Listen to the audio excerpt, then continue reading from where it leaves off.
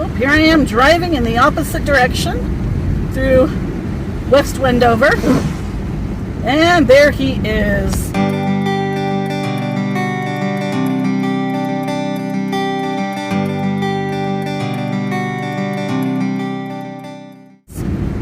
Wendover Will. Oh, his fingers look a little red. Maybe he does light up. I wasn't sure if they still lit him up or not, but it's pretty gloomy and he looked a little bit light. Check this out. Open range. This is the entrance. Continue for 3/4 of a mile. Campground. Aren't they sweet looking? All right, I'm not gonna hit you, don't worry. Okay, I'm gonna drive around. I have a feeling this place is gonna be mostly empty. I've got half an hour to pick a site and pay. Hey, home for the night is Angel Creek Campground near Wells, Nevada. It's turning out to be a beautiful late afternoon. Had a bit of a struggle earlier. Before I tell you that, check out wild irises. My God, how pretty. Lots of pretty wildflowers. Probably a lot of ticks. I'm gonna have to be careful. More snowy mountain views from this campground. This is a pretty awesome backyard for $17 a night. Yes, ordeal. I went to Bonneville Salt Flats this morning. It was over a 3-hour drive from Wild Horse. And I got there and it was super cool, super awesome. Very gloomy though, and there were thunderstorms in the forecast.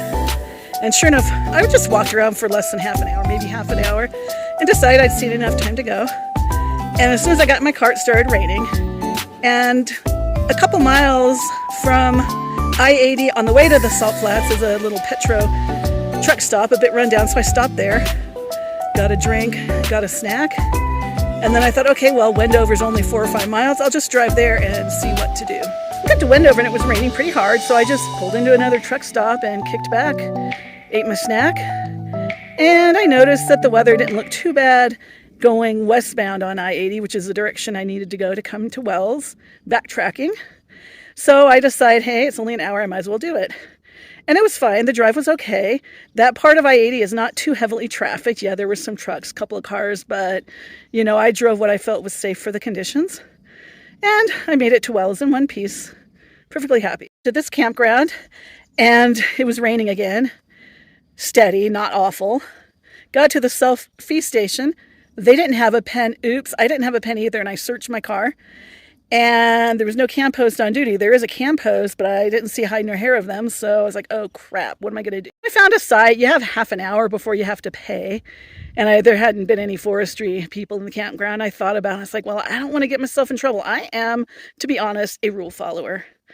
And yeah, I mean, I could just camp here and then have the money ready. And when someone drives around, say, look, I wanted to pay, but I didn't have a pen. I don't want any kind of confrontation. They'd be well within their rights to be unhappy with me because I didn't follow the rules. It's not their responsibility to have a pen. Usually they do. I should have one on me. And I thought, you know what? It is raining. It's going to be kind of miserable. I'm just going to be sitting in my car anyway. I might just, why pay $17 to be miserable? I'll drive back to Wells and sleep in a truck stop or something. So I drove back to Wells. 8 miles, by the way, and it is a absolutely gorgeous scenic drive from Wells to the Angel Lake Road. By the way, Angel Lake is still closed. Angel Creek Campground's where I'm at, Angel Lake Campground, and Angel Lake is higher up the mountain and it's closed due to the heavy snowfalls they've had. They're just not ready to open it. Bummer. I really wanted to see it. I'll just have to come back sometime. So I hunted around Wells. I went to the Love's truck stop. I didn't see any pens or pencils for sale and it was crowded. So I found the Family Dollar, went in, bought myself some chocolate because chocolate's going to make everything better, and bought a pack of 10 pens for $1, those, you know, cheap big pens. So I'm going to store a bunch of them in my car and a few in my purse, and hopefully this won't happen again. And I drove back to the campground and the weather's cleared up a bit. It's still cloudy, but the sun's out. It's beautiful. I found a good site for the night and I am super happy. So there you have it, my little ordeal.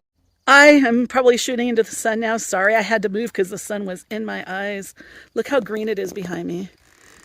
Oh my gosh, it is just absolutely gorgeous here. packed up bright and early, haven't even had coffee yet. I'm going to drive the 8 miles into Wells. There's a truck stop that has a Dunkin' Donuts. Get some really good coffee and maybe a donut or maybe just a bagel or something. And Wells has a library, probably pretty small. I'm hoping that there's enough Wi-Fi that I can offload a couple of videos. I'm running kind of low on phone space. And, you know, can't really put a memory card in a Google Pixel Pro. It has 2 SIM card places, so you can have 2 different phone carriers, but you can't add memory.